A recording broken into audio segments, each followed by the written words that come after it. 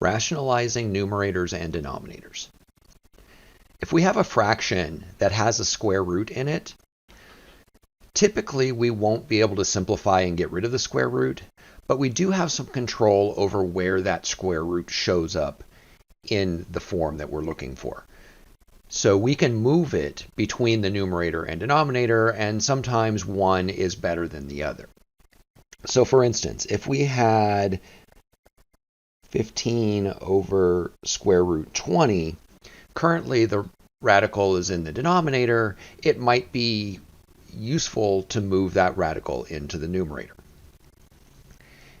If we only have a single term where the radical is, then it's a pretty straightforward process. The first thing we would want to do is simplify that radical as much as we can before we start this process.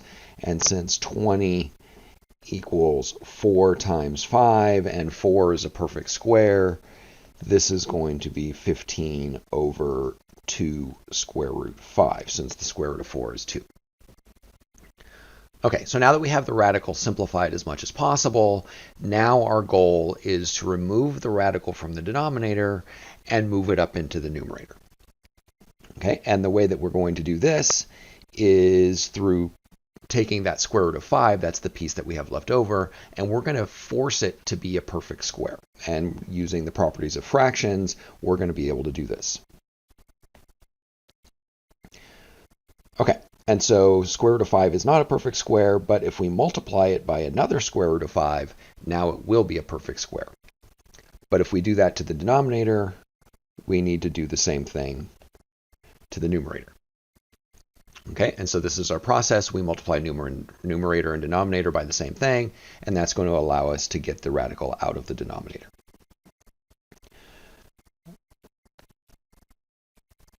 Okay, so on the top we have 15 square root 5, and on the bottom we have 2 times, and square root of 5 times square root of 5, the radicals are going to cancel each other out, so that just becomes 5.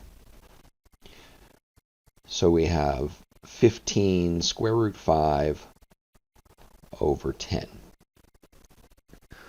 Also, what this is going to allow us to do, this is going to allow us to simplify some more. Since 15 and 10 both have a factor in common, we can bring a 5 out of that and cancel it. And so we're going to get 3 square root 5 over 2.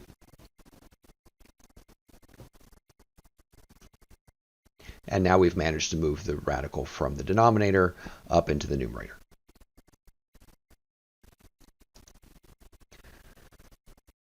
Okay, so that was an example where we had a single term with a radical. But now what if we have two terms in the numerator or denominator, and one or both of them have a radical? For example, 5 over 4 plus square root 3. And so in this case, what we're going to need to do to get rid of this radical in the denominator, again, it's going to move up to the numerator, but there's a trick with multiplying polynomials that will allow us to get rid of this radical. And the trick to it is by multiplying numerator and denominator by the conjugate. And the conjugate just means it's going to be the same numbers. Everything's going to be exactly the same, except for this sign in the middle is going to change. In this case, we have a plus. So when we go to multiply, we're going to multiply by 4 minus square root 3.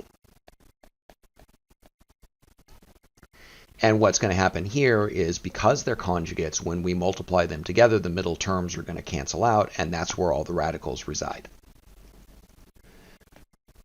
So in the numerator, we're just going to distribute. We get 20 minus 5 square root 3.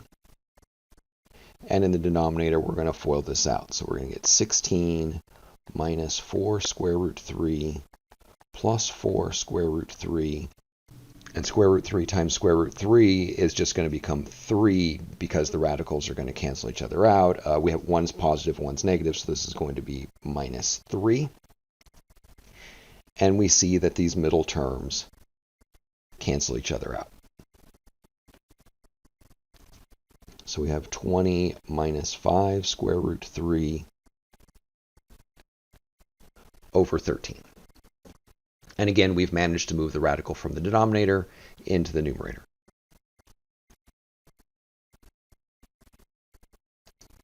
Sometimes we'll have a problem with a radical in the numerator that we will want to move down to the denominator. So let's look at an example of that. So square root t plus 25 minus 6 over t minus 11.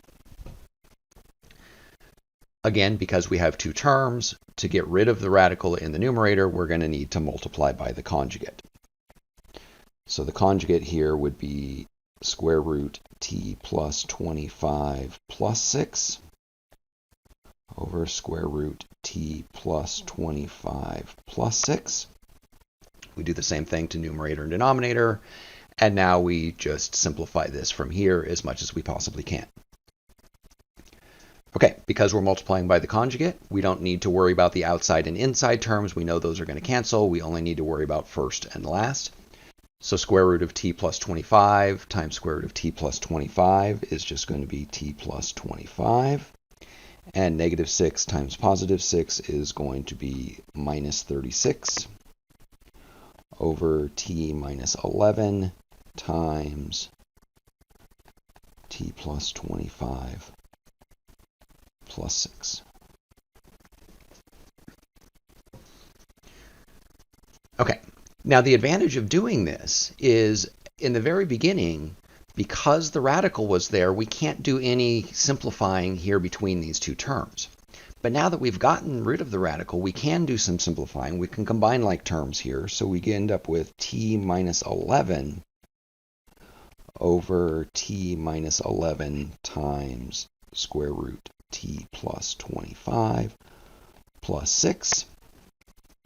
And now that we see the numerator and denominator both have a factor of t minus 11, so we can even simplify this further. And this is one of the big advantages of being able to control where the radical ends up. It often allows us to do extra simplifying that we couldn't do otherwise.